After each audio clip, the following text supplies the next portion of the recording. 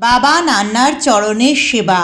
পবিত্র এই থানে কোনো মূর্তি নেই, একটি অশ্বত্থ গাছকে ঘিরেই মন্দিরটি তৈরি হয়েছে। অশ্বত্থ গাছের নিচে বেদি করে একটি ঘট বসানো থাকে, তাতেই নাকি দেবতার অধিষ্ঠান। ঘটের চারপাশ রূপো ও লোহার ত্রিশূল দিয়ে ঘেরা, যার মধ্যে একটি ত্রিশূল পঞ্চমুখী। নান্নার বাসিন্দা কয়লা পরিবারের তুলারাম ঘোষ একবার স্বপ্ন পায় পাশের পুকুরে নাকি দেবতা আছে, সে যেন তাকে তুলে নিয়ে এসে নিত্য সেবা দেয়। সেই মতন পরের দিন পুকুরে গিয়ে তুলারাম দেখে একটি ঘট পড়ে আছে।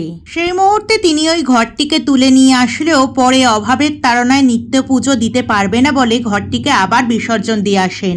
সেই রাত্রে উনি আবার স্বপ্নে দেখেন ভগবান তাকে নির্দেশ দিচ্ছেন একটি অশ্বত্থ গাছ মাটিতে পুঁতে তার নিচে ঘরটি রেখে পুজো দিতে, এবং প্রতিদিন পুকুরে চাল ধুতে যাবার সময় দু একটা চাল দিয়ে তাকে প্রসাদ দিলেই হবে। এবং তিনি এটাও বলেন এইভাবে নিত্য যদি তার সেবা দেওয়া হয় তাহলে তুলারামের পরিবার আরো সমৃদ্ধ হবে। আজ থেকে প্রায় 1000 বছর আগে তুলারাম অশ্বত্থ গাছের নিচেই ঘট প্রতিষ্ঠা করে এবং ধীরে ধীরে নান্না বাবার নাম চারিদিকে ছড়িয়ে পড়ে। কথিত আছে এই থানের মাটি পঙ্গু বা প্রক্ষাঘাতগ্রস্ত মানুষের গায়ে লেপন দিলে দ্রুত তার আরোগ্য লাভ হয়, এবং আরোগ্য লাভ হলে ভক্তরা যেন গঙ্গা থেকে জল এনে মন্দিরে ঢালে এবং সন্ন্যাসব্রত পালন করে।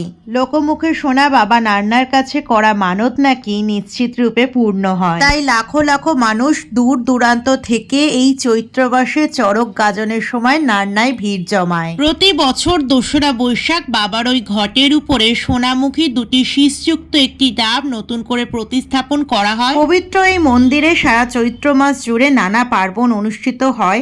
এছাড়া একটি বিশাল মেলাও বসে, এবং এই মেলার মূল আকর্ষণ হচ্ছে কুমড়ো, ডাঁটা, শাক এবং বিভিন্ন রকমের আচারের মেলা। দূর দূরান্ত থেকে আসা লাখো লাখো দর্শনার্থী বাড়ি যাওয়ার পথে এই শাক ও কুমড়ো কিনে নিয়ে বাড়ির পথে রওনা দেয়। আমাদের এখানকার বেশিরভাগ মানুষ নীল ষষ্ঠীর দিনে সারা দিন রাত জুড়ে বাবাকে দর্শন করতে যায়। যত রাত বাড়ে বাবার থানে ভিড়ও তত বাড়তে থাকে। পারলে তোমরাও গিয়ে একবার বাবাকে দর্শন করে এসো, ভালো লাগবে।